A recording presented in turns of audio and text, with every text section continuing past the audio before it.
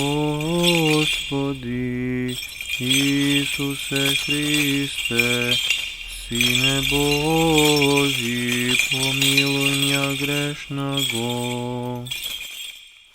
I Sina i Svetijog Duh. Amin. Возлюбені во Христа Бога, браті і сестри, Бог се яви. Вистина се яви. Бог се яви. Вистина се яви. Бог се яви. Вистина се яви.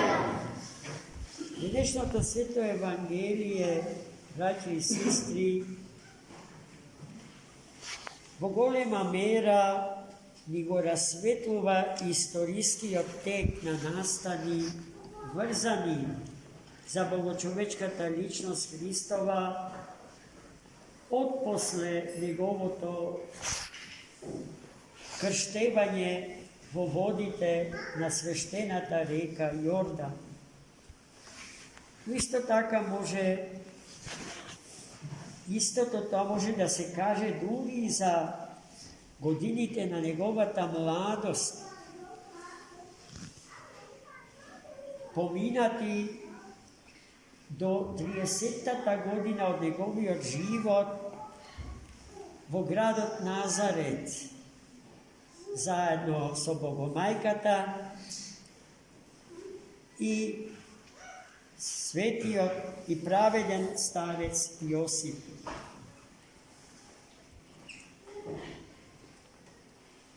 До 30-та година од животот на Христа имаме скудни информации за тоа како протекувал животот на Богодетето. Во Евангелието чувме за тоа што се случило на неговата 12 годишна возраст во Ерусалим, за неговата божествена мудрост. Во Ерусалим тајно, незнаено од родителите остана, за да ги посетува богослужбениот живот во свештениот град.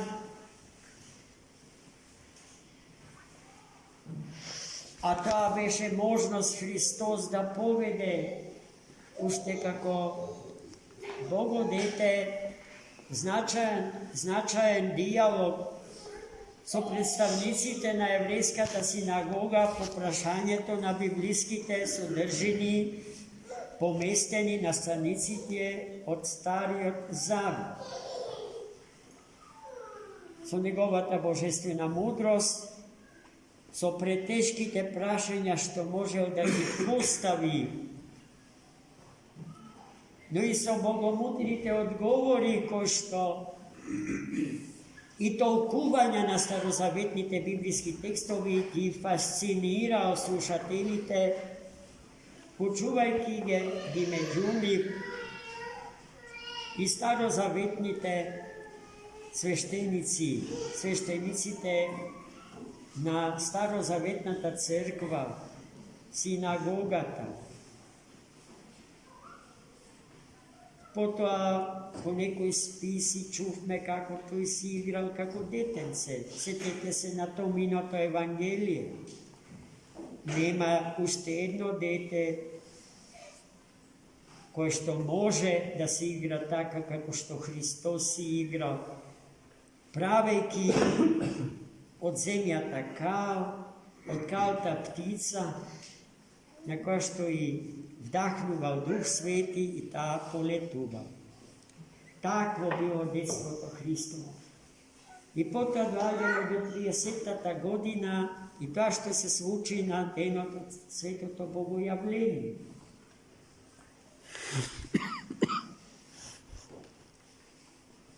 Крштевањето кој што се случи во присуство и на другите две ипостаси од Пресвета Троица.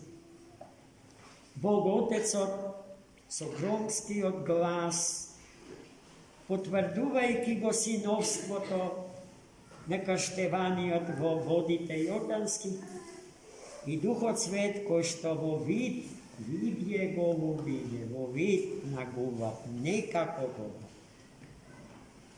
Лебдел над водите јордански. И над самата личност Христова, како сведоштво за она што го објави Бог Отецот за него.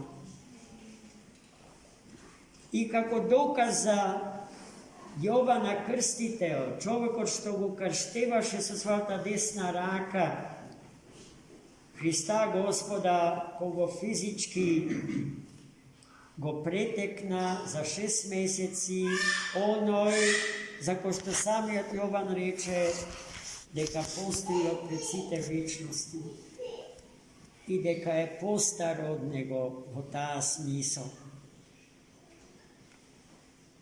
Самиот Христос во водите, вистински Бог и вистински човек, дофатлив не само за ухото и за окото, туку и за рацете и за нозете, и за устата наша, бидејќи со него се храниме, тој е хлебот небесен. Веднаш после тоа,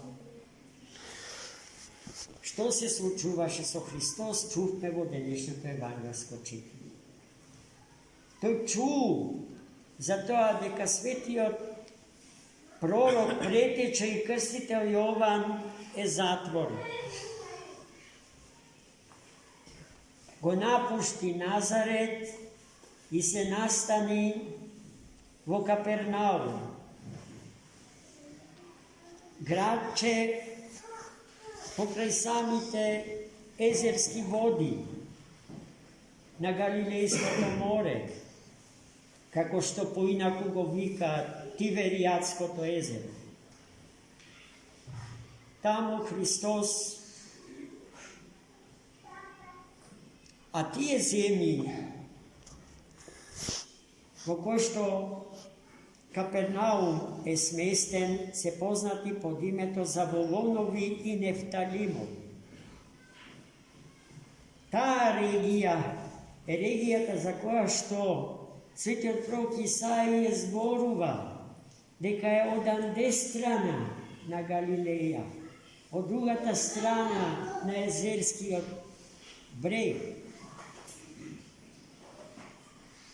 И дека во неа, и дека тие земји се незнабожечки земји. За луѓето што во тие земји живеат, светиот пророк Исај вели дека се луѓе кои што во темнина предстојуваат, во сенките од темнината, во сенките од незнаењето, без можност да го развијат и да го просветлат окото на Духот свој и да ги видат вечните есхатолошките перспективи на живот. И гледајте сега, Христос доаѓа во Капернаум, во земјата Заволонова и во земјата Нефталимова, за таму да ја почне својата мисија за спасението на човекот и на светот. Првата беседа за покаянието Христос ја прави таму. Покајте се, бидејќи се ближи Царството небесно. Во истиот текст на светиот пророк Исаија, Христос се доживува како сонце.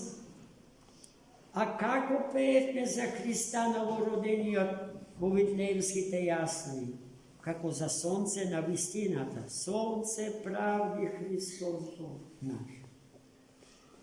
Тоа сонце на вистината, кое што е над секое друго сонце, и секое сонце со звездијата над главите наши, за своја суштина го има токму тоа сонце.